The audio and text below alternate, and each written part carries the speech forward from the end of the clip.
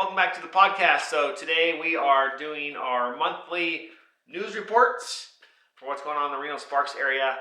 And then we're going to talk about a topic that has come up recently with the government trying to stimulate people or give people a better opportunity to buy a house. And we're going to talk about 50-year mortgages. 50-year mortgages. The pluses and minuses, the pros and cons, so that you know when it comes out. Sounds like it might come out early 2026, so you know about it ahead of time. So, welcome back in. My name's Ken Angst, team leader of the Angst Real Estate Team. I'm here with Neetha Gorla. What's up, Neetha? Doing good, Ken. Thanks for coming in. It's November, one of the lightest, mildest winters I've ever Doesn't feel like experienced. November. Look at me. I'm No still sweater. still in shorts, so Yep. we're enjoying this big storm coming in. But today we're going to hop right in and talk about the market conditions for the Reno Sparks area in Washoe County, essentially, and go over those numbers. Then we're going to talk about 50-year mortgages. Okay. Because it's a hot topic. Government's trying to stimulate people to buy houses because affordability is getting out of hand. So one of the ways they're going to do it, potentially, is a 50-year mortgage. So. Okay. All right, so let's talk about the market conditions. It's October, so we're always 1 month behind. We're going to talk about what's the median home price, what's going on there. So median home price is up. It's $595,000. So Expensive. it is expensive. Like you said, affordability is going to be a continuing issue. Looks like at $595,000 median home price. Yep. So that's half or above, half or below. Mm-hmm. And we have people looking in the. She has lots of clients looking in the 650 and under. Just not a lot of inventory in that price range, right? Yeah, 650 and under, and it's kind of like difficult to find homes right now. That's my situation. Finally, like some of my listings have gone under contract, which is great. Yeah. Actually, I know it's November. It's supposed to be the slowest time, but it doesn't feel like it. It's busy. Yeah. All right. So closed sales. We've been kind of hovering right around this number, around 430. Yep. Not much difference year over year, and month over month it's just yeah. down a little bit. So just keep in mind that I think that we're off based on, usually in our area, it's the colder weather tends to slow down, but it's been a mild winter so far. I guess we're not in winter, mild fall. And I have a lot of people looking around because they couldn't find a house. Lots of buyers. Couldn't find something in the summer, so they're back trying to find something in the fall. So, all right, closed sales, number 430. What about median days to contract? 35 days. So what is that comparatively? So I see it's a little down. So which is good. Things are moving faster than the last few months. But every time I look at this number, I was just in Hidden Valley showing houses, 7 of them. All of them were above 180 days in the market. That's the thing, right, Ken? Every time we look at the numbers and what we are doing, it feels a little different, but we got to go with the data. Yep, the data. That's what the data says. I mean, that's why we pay all this money to. Yeah. They're supposed to be entering this all in, but it just like feels like. Like I said, my listings took a while, but now they're going under contract, and but median days on the contract says 35. Because Hidden Valley, most of those houses were, in our opinion, were overpriced. And so. do you forget those like really, really, really good homes? They just sell like in day one. So when everything averages out, I guess you have the averages. You have a lot of outliers. Yep. So it'd probably be better to. But that's median days. That's not average. Yeah. So half are above and half are below that. So we'll have to roll with it. Yep. Yeah. So. But overall, like what me and Ken are feeling is that it is taking longer to sell. Yeah. Unless you listen to what we say. Yeah, because we have a lot of people. It's just people's human nature. They're selling want the maximum price, and they're still thinking that we're in COVID time, so they're listing at a high price. At a high price, and I was just sharing this information with Ken. I have a seller. After 100 days, I got this feedback, and that's the same feedback that I gave them the day I walked into the listing appointment. So nothing has changed. Right. So as a seller, you have to, if you want to sell in this market, you have to be realistic. And if you have a good agent, you got to listen to them. Make the adjustments that your agent's telling you to get sold. Otherwise, you're going to be on the market for a while. Keep in mind, that's median days just to get into contract, 35. And then you have probably another 35 to close. So you're looking at 2 or 3 months before you're going to close. So keep that in mind if you need to sell quickly. Median sold is 319. It never really fluctuates that much. Yeah. Median sold price per square foot is 319, 320, 320. 315. It's right in there. So Yeah. that's just kind of what's going on in our market. Mm-hmm. What about new listings? New listings are up 454, which is a little strange for November. It's high. It's crossing 500, right? Yeah. It's up 7%. So, Yeah. like I said, this is a different cycle. I think just because it's hard for buyers to find houses, not a lot of stuff that people are liking, and overpriced stuff. So, active inventory, that's a big number. Yeah, it's a little down. 1,056, down 5%. Yeah. Month over month, and down 2%. So, hovering right around 2.5 months of supply. Yep. So not a lot of inventory still. It's still technically a seller's market. Correct, Ken. I think we need to leave all our traditions back. I think this is it. This is going to be the new inventory. I mean, it's been less than 3 for years. For years now. So that's what I'm saying. Like, I think we should just stop saying that and accept the new norm that this is how the inventory is going to be. Right. But with that being said, I still think buyers still can get, if there's a house been on the market, there's opportunity to either find, one of our clients found a Toll Brothers house that was sitting, that's a move-in ready. Yeah. Was able to negotiate some good benefits for them. And then also we've had several people get a lot of closing costs from sellers. So they keep the price up high, but you can extract a couple percent for buying down your rate, fixes to the house, and covering closing costs. So keep that in mind.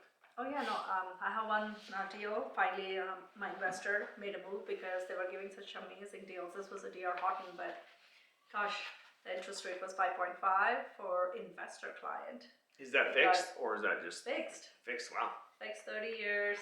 We got about $9,000 in closing costs. We got the washer, dryer, refrigerator, the whole deal. And something else really sweet if you work with us. We'll negotiate that for you. But yeah, they're closing. And the next so a lot of the builders are offering credits Mm-hmm. For upgrades, closing costs, flexibility throughout, because builders are finding it a little tougher right now in our market with higher interest rates to sell, including giving rate buy downs. Permanent ones or 1, 2, 3 ones where you get it for. No, they have like some really sweet deals on ARM loans too. I've had a builder do a 7-year loan ARM. Okay. At 4.99. So that might be an option if I have a lot of buyers that aren't finding what they want on resale. Just because there's a lot of sellers that are locked into their low interest rates. So take a look at new home builds and make sure you call your agent before you go in there. Please do that. You really don't know what you're missing out. And it's important because we've had several clients buy houses from new home builders, but don't look at like streets, look at lots. There's a lot of things that go into making sure that you are getting in the right area. So all those things that you need to look into, that you may, if you just kind of go in there by yourself without an agent, you might miss out on. Yeah. And we're sad when that happens to our clients. So I'll leave it at that. I don't want to talk about it honestly today. All right. So new topic. Mm-hmm. If you have questions about the real estate market, obviously we're available. What's your number? Just Neeta Gorla, 775-225-9754. So my stuff's everywhere. So if you want to talk about the market, give us a call. But we're going to switch to a topic that's come up.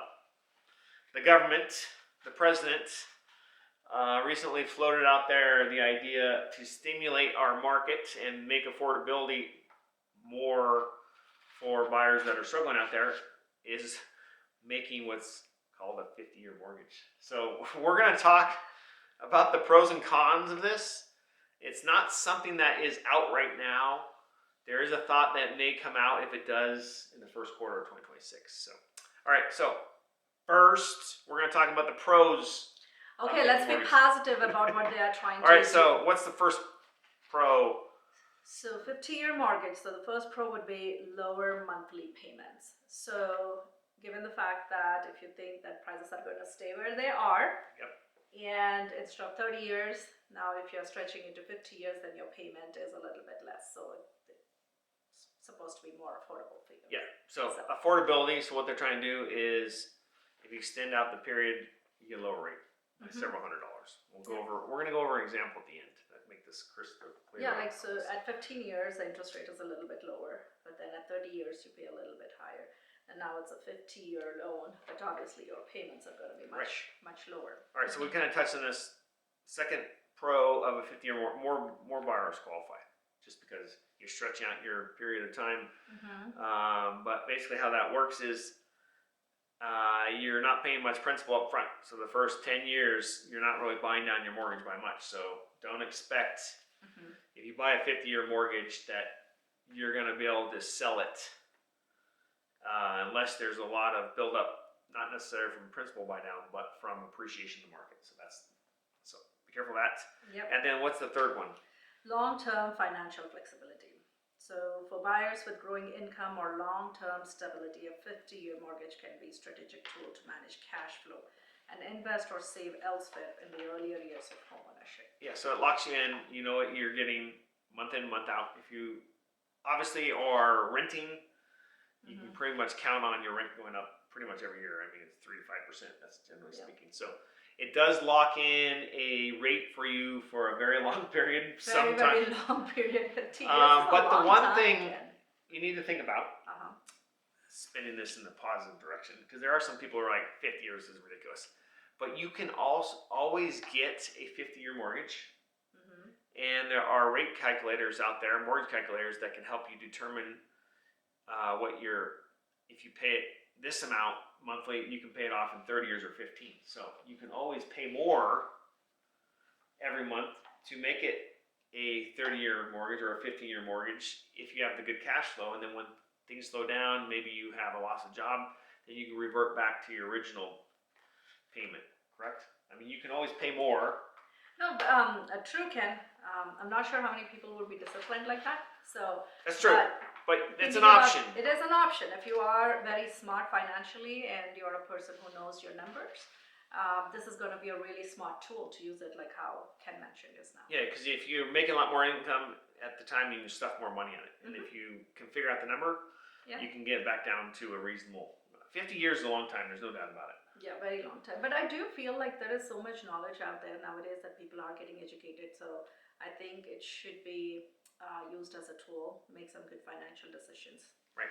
Okay. And then cons. So I'll talk about the first one. Okay. Okay. Much more interest paid over time. Yeah. I mean, it's like double. And now we're going to go over an example. I'll put it up on the screen. Yeah. But just keep in mind the first 20 years of a 50-year mortgage.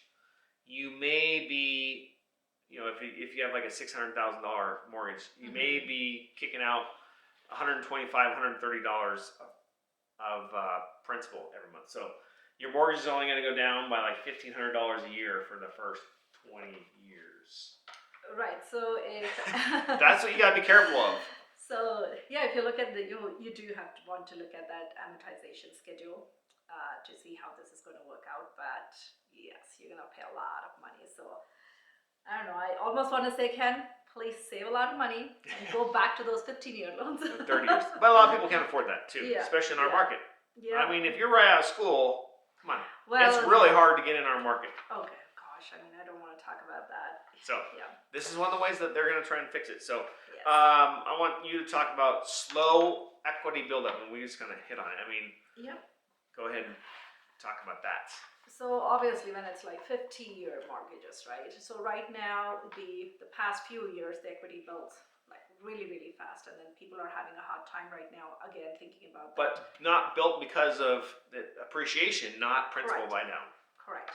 So with 50-year mortgages, now think about it. So it's not going to go, we are averaging like 3%, right? 3% is the traditional. For what? For equity building. Per year. For equity on appreciation due to appreciation. Yes, 3 to 5 years. Yes. So that may go down to 2%. I think it feels like that with a 50-year mortgage. So there's two things. You get appreciation from the market. So if we build up by 3 or 4% a year, but if you pay down is only $1,500 a year, that's what you're paying your mortgage down.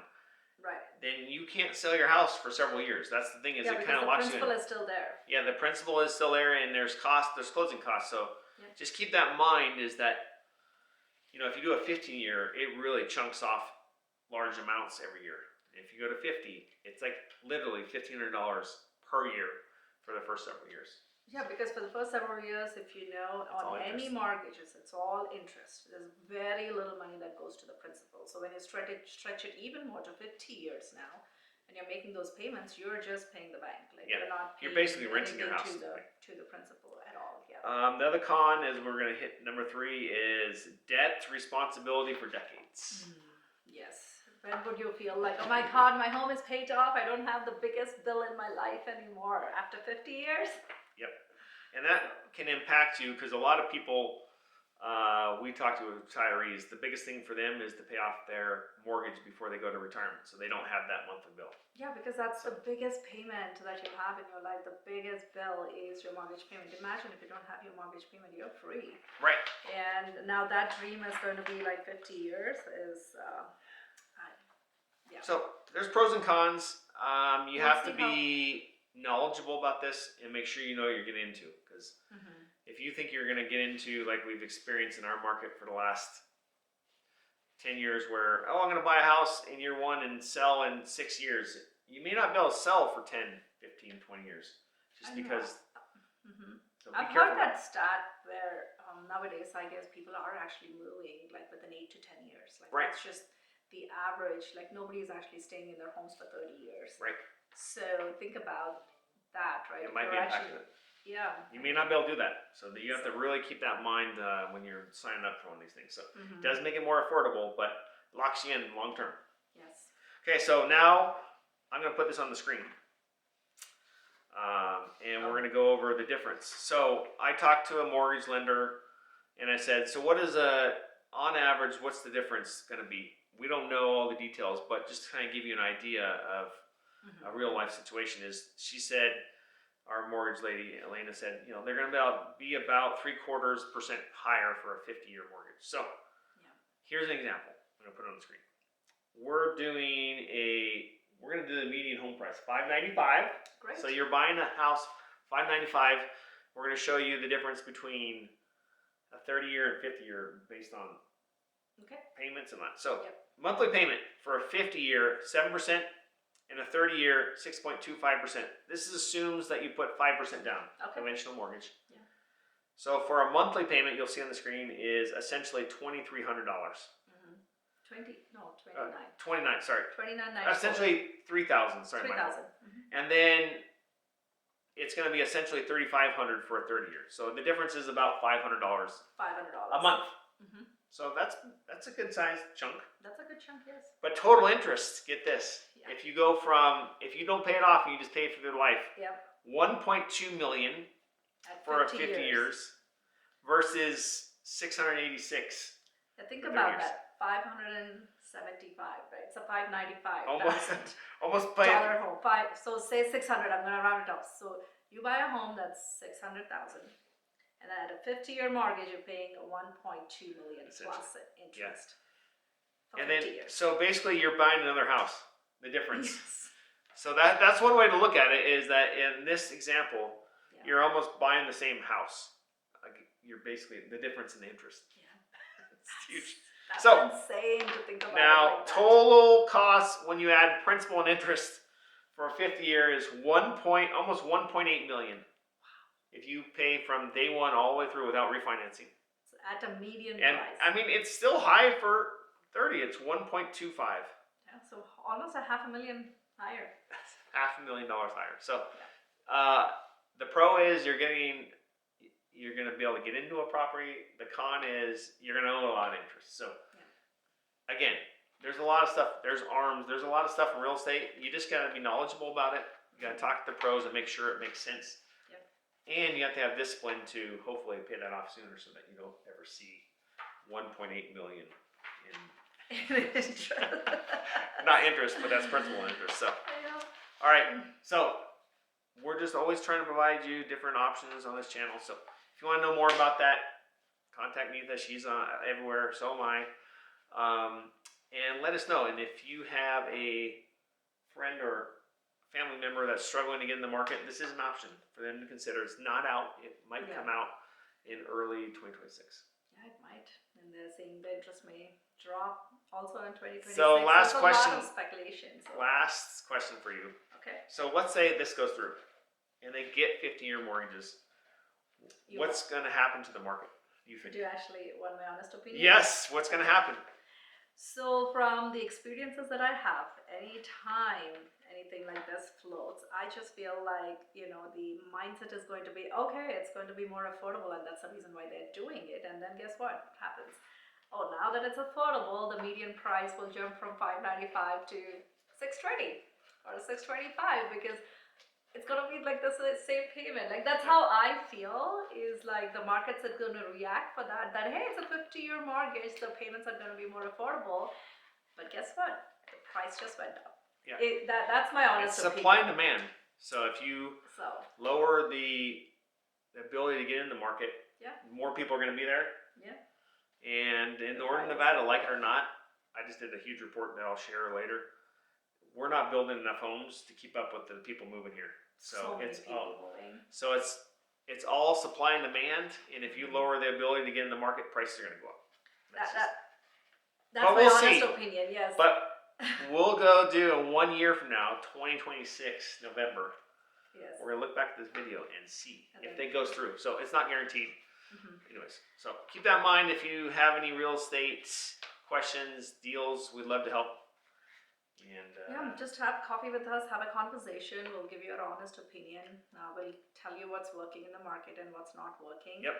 Make sure you listen to your realtor. And then we always think about just going into the future too. It's just not about today, because these are like big transactions, right? These are big transactions, and so we think about everything: the location, the price, how your lifestyle is going to be affected, and we'll give you our honest opinion, and we'll help you the way you want us to help. We don't want to lose any business, but great. All right. Until next time, you guys. Have a good Thanksgiving, and we'll look forward to talking to you soon. Happy holidays, guys.